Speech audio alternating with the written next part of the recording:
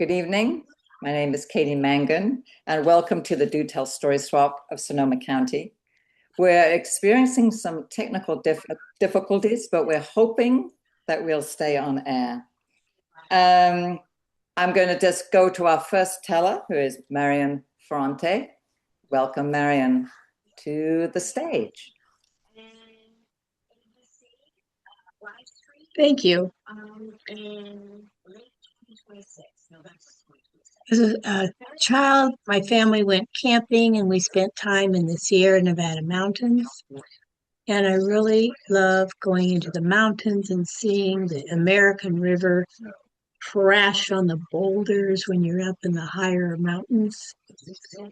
And I enjoy this story that the scene is the mountainside. It's The Great Fish, written by Peter Purnall. It was the time of the year when the deer and the bear came down from the mountains and feasted on man's waste of his harvest. It was the time of the year when the seeds sleep in the crusty outer shells. The time of the year when the yellow leaves dip and buck in the wind. And that wind was hitting on little Charlie's, his feet. It was cold, his feet and his hands, and his ears just felt frozen, so cold.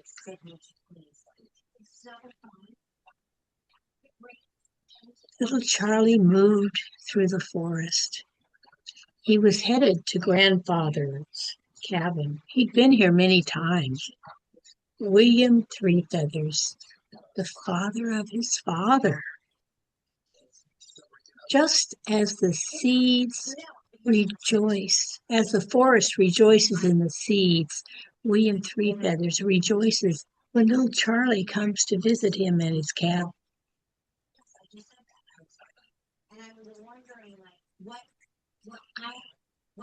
Charlie enters the cabin and he sees so many things that belong to grandfather. There's old snowshoes, a rifle rusting away its usefulness. And in the corner, what catches his eye every time he comes, he loves to see it, is a long pole.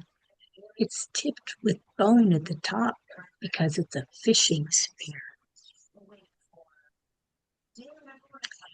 He looks around, there's rugs. The rugs are made of cedar bark and wool from wild mountain sheep. Some of the dyes that are in those rugs come from dried berries, or they come from nut husks, and the women who pulled the dyes from those natural living things, they are long since gone. The dye lives within the rugs that they have fashioned.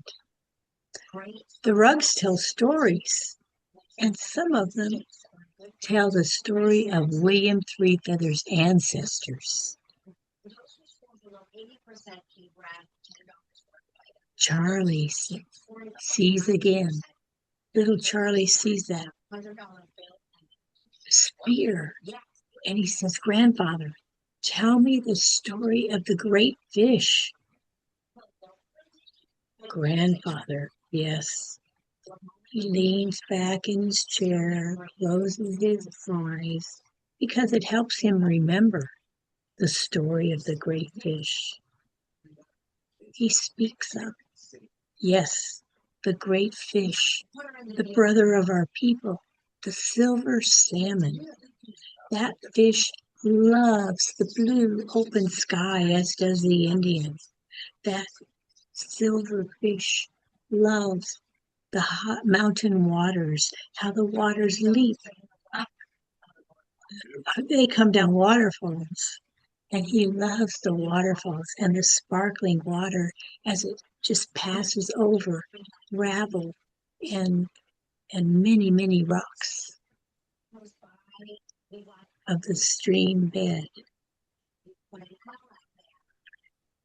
The fish loves to hunt, as does the Indian. He hunts for his food too. He loves Mother Earth, as does, and they both care for it in their own way. But there was a time of great hunger, a time when the sun rose and broke the frozen ice of the mountain rivers, and that frozen ice just cracked. We couldn't fish, and they went to the storehouses, but the storehouses were empty. The dried berries were gone. The children of the village, their stomachs were just in pains of hunger, and the children cried, and the mothers' tears dripped down their cheeks and flowed out to the sea.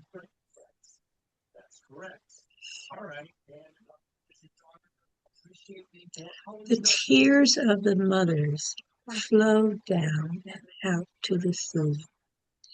And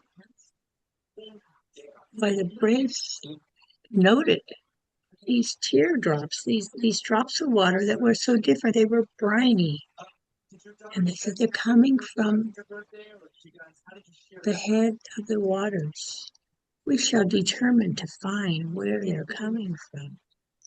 And so the braves came out and followed the river stream.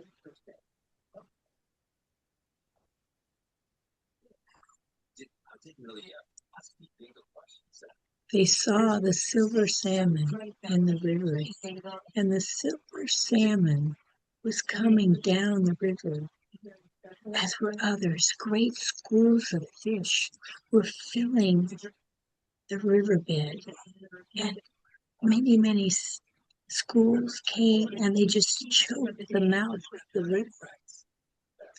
It was noisy and the fish were flopping and the fish were jumping up the waterfalls.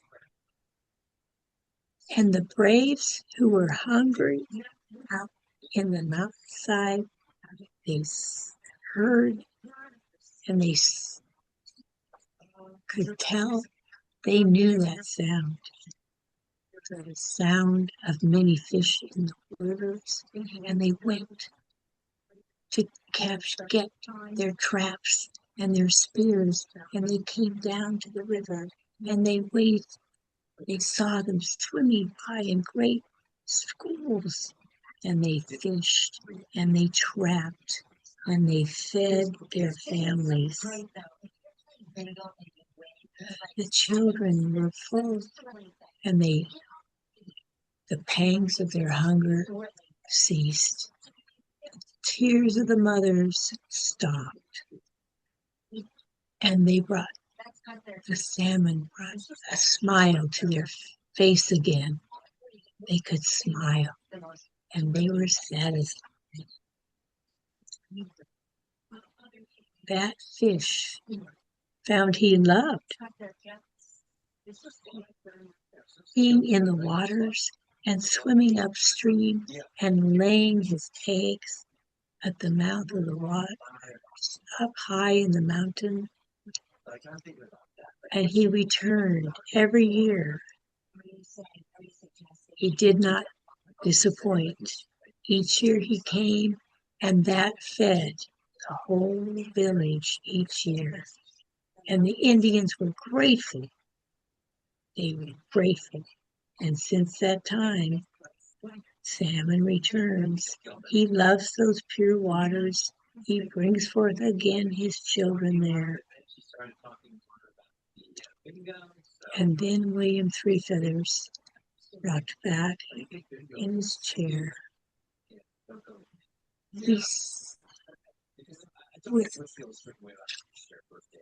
difficulty in his legs, he stood up and he went to that salmon spear to hold it again, but his eyes missed it. That was in the days past, little Charlie. Today, these days, the salmon doesn't come, for the waters are not clear. They are not healthy. For it's not healthy water for the fish, and the fish are not as big as they were at one time. But little Charlie, should you do what you can do to return the health to these waters? We wish them to be clear again so that salmon wants to come and bring forth her children once again. That shall hopefully be soon. And we charge you, little Charlie, to come again, that you can learn to fish too, for I did long ago, and it's time to pass it on to you. The truth is, if we revitalize this river, its health will come again. Thank you. Thank you, Marion. What a beautiful story. Just a lovely rhythm going. And your descriptions, especially of the cabin, of the of the rugs and how they were made and the stories within them and the beautiful relationship between grandfather Three Feathers and little Charlie. And then you're rocking back and forth. So just beautiful. Thank you so much. You're welcome. All right, so let's go to our next teller, who is Sharon. Sharon, please join the stage. Okay. This is a historical story. Can you hear me? Am I all right sound-wise? Okay. Most history stories are about human beings. This one, not quite so much. If you ask people who sometimes eat while they're traveling on the road, where can I get the best hamburger? You'll start an argument, probably. Some people will say, oh, that's got to be the Whopper or the Big Mac or Wendy's or Arby's or Sonic, or it could go on and on and on. But if you ask that same group of people, where can I get the best French fries? There is no argument, because there is almost universal agreement that McDonald's makes the best French fries. So you could reignite that argument by asking them why, what's better about their French fries. And some would, well, I don't know what that is. Some would say their French fries are better because they flash freeze them to keep in the flavor, or because they parboil them before they're fried, or because they have a mystery ingredient in the oil. Some people think that there's beef tallow in the oil in which they are fried that give it that wonderful subtle flavor, or because they fry them twice. But one thing everybody agrees on is that everything depends on this fabulous potato, which has been genetically modified. Now, in 1873, a young botanist named Luther Burbank was living in the Midwest, and he had studied about the Great Potato Famine in Ireland from 1846 to 1852. Imagine that, 6 long years. Every year, the potato crop was obliterated by late flight, and it caused suffering, forced immigration, starvation. The Russian economy was in tatters. But young Burbank had been studying Gregor Mendel, the the monk who studied pea genetics, and Darwin. And he had determined that through grafting and interbreeding, crossbreeding, he could develop a potato that would be more resistant to blight. And he did. But as with so many innovations, the person who develops something and the person who profits from it are not one and the same.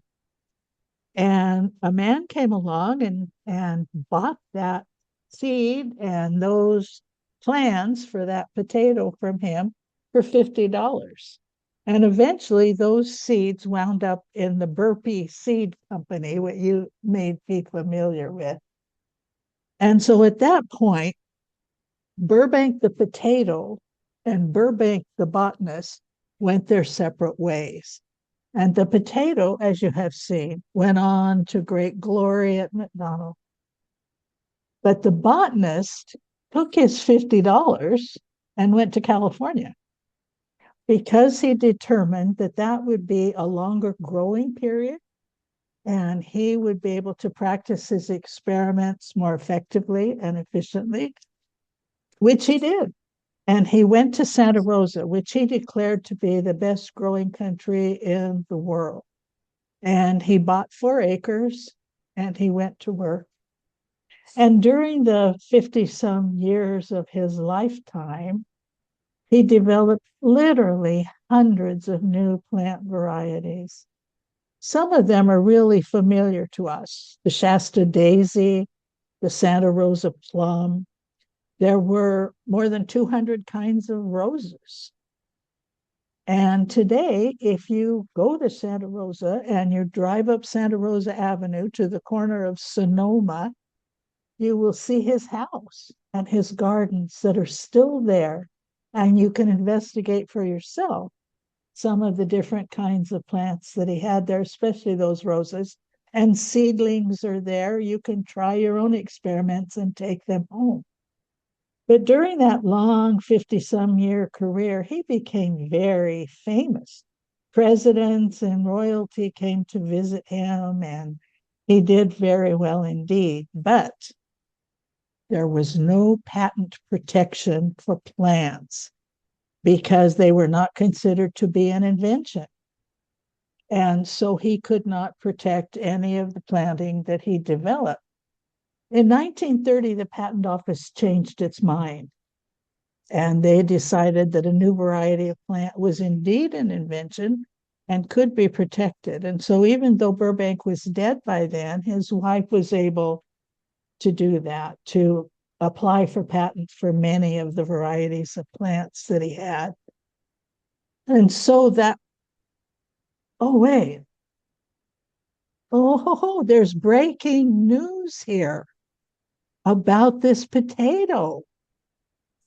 It says, oh my goodness, Simplot Farms, you wouldn't necessarily know this, but in Idaho, there's a giant farming operation based in Boise that supplies literally millions of potatoes to McDonald's. And they have just received USDA approval to hybridize their potato with another from Argentina that they think has even better protection against blight, which is still a problem many places in the world. But the wrinkle is McDonald's has refused that contract because they say that their customers will not want genetically modified potatoes.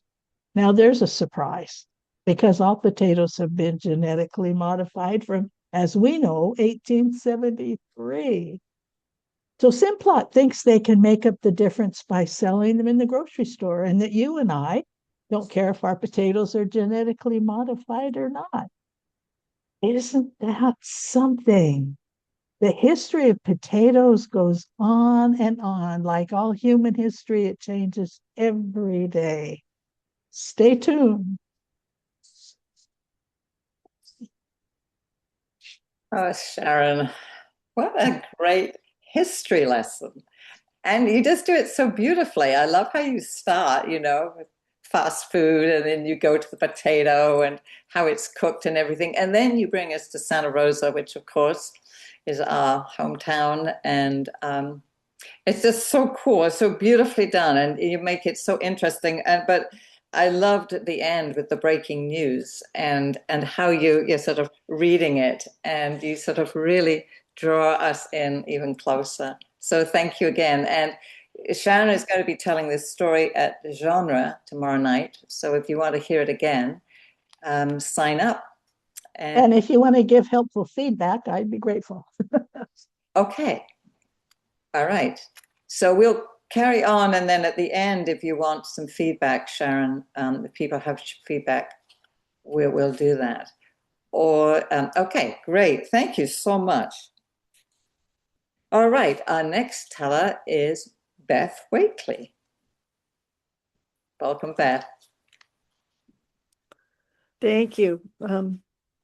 Let's see. My little face is hidden by this. There we go. Okay, wow. I'm so mesmerized. I'm not sure I can even remember what I was going to say. I come to you with a short little pourquoi tale that I just caught my interest. And storytellers and folklorists have been collecting little bits, especially from the indigenous people for a long time, and they get moved around. But this little snippet comes from the Southern Chumash through collection, and then it was readapted and rechanged by Kay Sanger. And it's from when the animals were people. So in that great long ago, Coyote and Bat lived at the edge of their village. And they did things together. They hunted and they shared different games and so forth, as a friend might do each other, except that Coyote was always a bit jealous because Bat just seemed to do everything a little bit better. And besides, Bat was so handsome. And Coyote held in his feelings, and they continued. But at the time, Bat was fascinated with the folks who were coming out of the sweat lodge. They looked so happy, and he didn't quite understand. And they finally said, "Hey, Bat, you must have a sweat lodge. It is absolutely wonderful for your health, and you feel so good." So Bat decided it was a good idea to build a sweat house, and he asked Coyote to help. And they dug some dirt, and they created the circle, and they put the poles together and the sticks and the mud, and they patted and shaped it. Took all day, and finally they got a little fire built inside so that the mud would harden. And the next day it was time. Bat said, "I'm very excited. Listen, if I collect the wood and you can tend the fire." And Coyote thought, this is a grand time. I know that I can be better at this than Bat. I can stand hotter temperatures. Well, Bat had collected the logs, and Coyote built the fire, and Bat was in this little sweat house and had to move way to the back wall area because it got hot, very hot, because Coyote was pretty generous with his heat. And he put more and more logs on the fire. Oh, poor Bat. He said, oh, it's really warm. We don't need any more heat. Coyote said, "Oh, just a little bit more." Till finally Bat was gasping, and Coyote said, "Oh, that's enough. Let's go out now." Put that dirt on the fire. They got out of the lodge and went into the cold water, rinsed off all that heavy perspiration, and Coyote felt fabulous. Bat finally was getting his breath back, and he too felt okay. And Coyote said, "Oh, yes, it's good medicine. This is very good medicine. Let's get it back in tomorrow." "Okay," said Bat, "but I'll tend the fire this time." And Coyote just kind of laughed under his breath, thinking, this is my chance. I know that I can take heat more than Bat. I'm so proud. I do something better. And Coyote gathered the logs, and Bat tended that fire, and sure enough, it got pretty hot. And Coyote was very much against the wall, but he was loving it. He liked this heat, and it got hotter. And finally he pretended, oh, it's so hot. Stop, Bat. Oh, just a little more, said Bat. It was so hot. Bat even agreed that, well, that's enough for today. Coyote was pretending to cough and to choke, and when they got in the water and they got out, Bat felt great. But Coyote pretended to feel like he had a headache and was coughing. But you're right, Bat. It's wonderful medicine. One more time. My turn to tend the fire. And so it was that Bat collected all the wood and the logs, and Coyote snuck a lot of bark near the Sweat House Lodge door. And it was a small door. And when he built up that fire, well, Bat was back at the back again, and it was okay, and then it wasn't so okay, because Coyote kept sneaking in those bark chips, and it got hotter and hotter. And Bat was saying, oh, I just have to get out of here. That's enough, Coyote. That's enough. It's hot enough. And Coyote didn't answer. He pretended to be asleep. Finally, Bat couldn't take it anymore. It was too hot. He had to get out. But the fire was so close to the entrance that he couldn't get out without going through the flames. And so, as he went through the flames, he was burned so badly. His beautiful face was scarred and all wrinkled, and his legs and arms, well, they kind of fused together with some thin skin. And poor Bat, he's still like that today. All the fault of that Coyote. What mischief is he up to now? The end. Oh, that was so wonderful, Beth. I just love the way the friends talk, back and forth, and yeah. And Coyote, he's such a trickster. And I must have forgotten to say, this is from the Chumash in Southern California.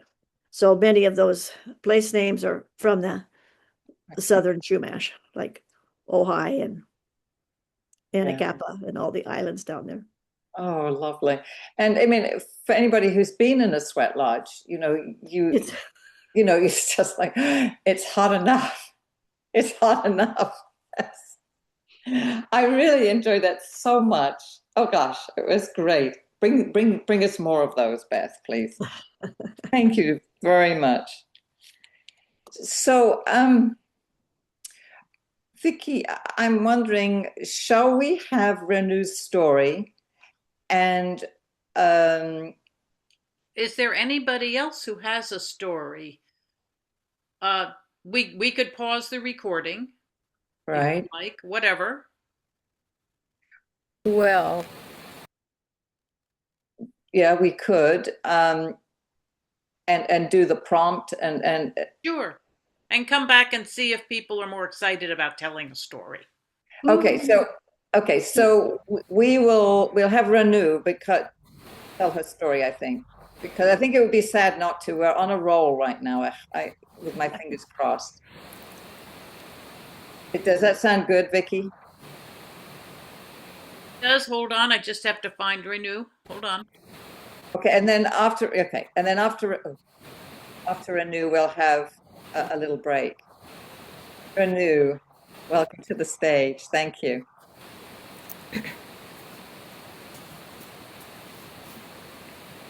A long, long time ago, two little children lived right high up in the mountains. They belonged to the mountain folk. They lived very cozily in a small hut with their father, mother. The hut was small, but it's quite spacious inside.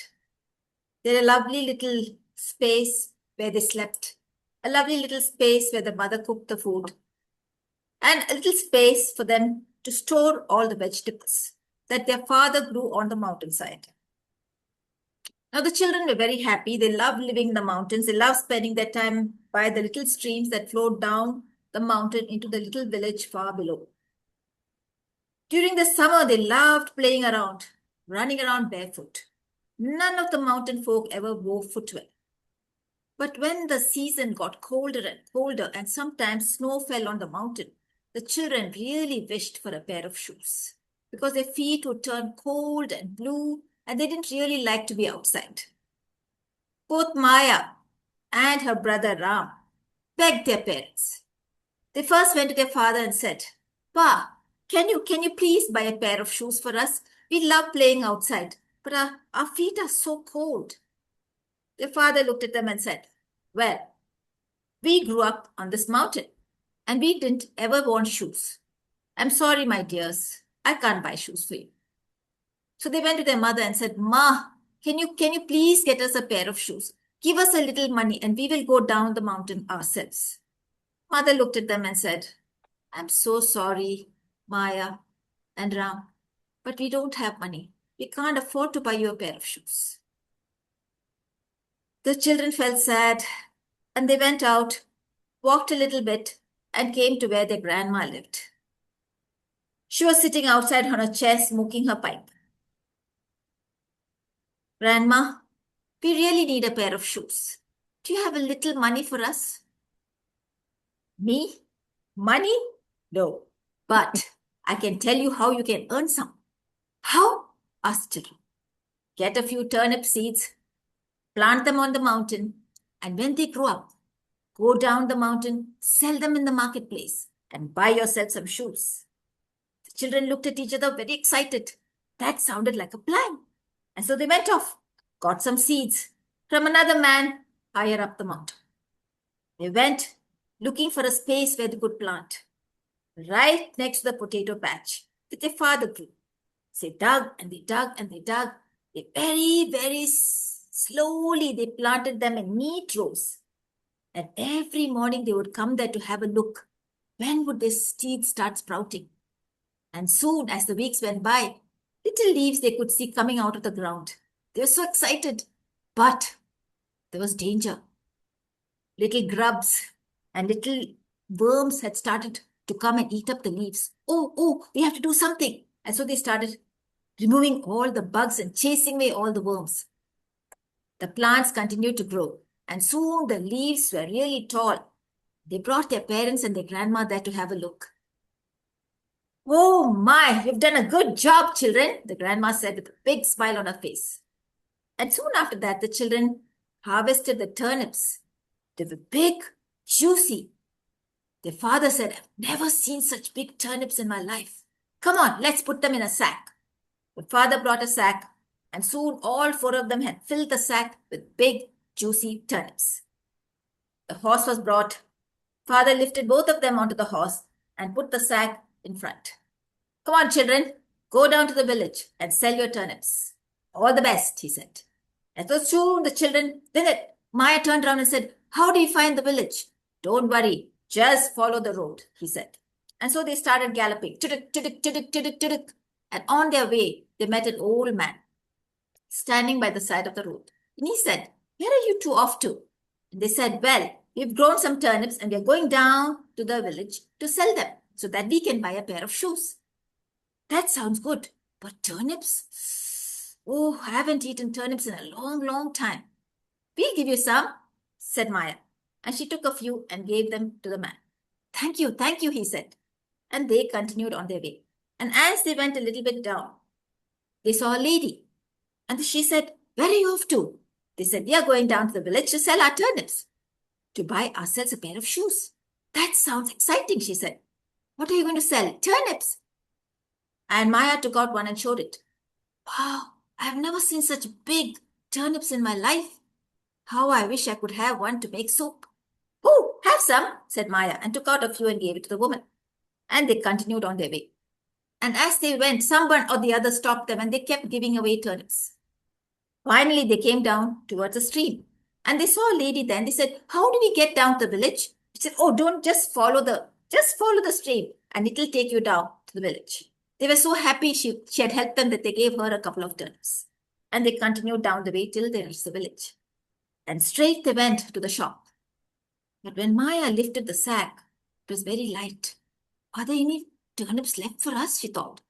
She put her hand in and there was just one big, juicy turnip. They looked at each other and said, this is not going to buy us any shoes. But they went into the shop anyway. But of course, the man wasn't going to sell them 2 pairs of shoes for just 1 turnip.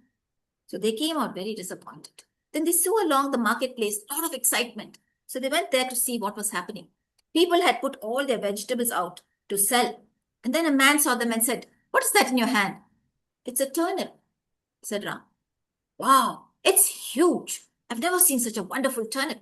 Give it to me. I'm going to enter it in the competition. Would you like that?" "Yes, yes," said the children. And so he put their name on it and placed it on the table. And he was actually the judge. So he walked around looking at all the vegetables. He came down to the table where he had placed the turnip and said, "Well, look here, folks, look here. I have never, ever seen such a big turnip and so juicy. I'm giving them the first prize," he said. And with a smile, he gave them a coin, a gold coin. Wow! The children looked at each other, smiling away, and off they went to the shop. They gave the coin to the man, got 2 pairs of brand new squeaky shoes, which they put on immediately. They had little money left over, so they bought a few gifts for their parents. Something for their mom, something for their dad, and of course, something for their grandma. Now, happy as ever, they jumped onto the horse and back they went up the mountain. Thank you for listening. Oh, Renu, lovely. You just tell your story so beautifully, and you can just see, you can sense their excitement, and you can also see, them preparing the garden and planting the seeds and getting away the grubs, and then that wonderful trip that they take down to the village, and you keep wondering how many turnips are going to be left, and then of course the great endings. Perfect. So thank you so much. It was wonderful. So why don't we then take a little break, and let me tell you what the prompt is, because when we come back from our break. So the prompt is, what is your favorite story from a book or a movie? What is your favorite story from a book or a movie? And if anybody has a story to tell after the break and after the prompt, just let me know. That would be great. And then if anyone has comments for Sharon about her story, you could also put that in the chat or unmute yourself. Okay. So, Vicky, do you want to pause the recording? Oh, what? Did you record it? No. Well, I think we've just had such a great evening. Thank you so much. And I'm sorry that we had a kind of rather difficult beginning, but that was all behind us and it worked out really, really well. Thank you again for coming. Thank you, all the tellers, Marion, Sharon, Beth, Renu, Alicia. And we will see you next time. And please visit us in office hours and send Vicky or myself an email. Okay. All right. Thanks, Great. everybody. Thanks. Thank you. Thanks. Good night. Good night, everybody. Good to see you.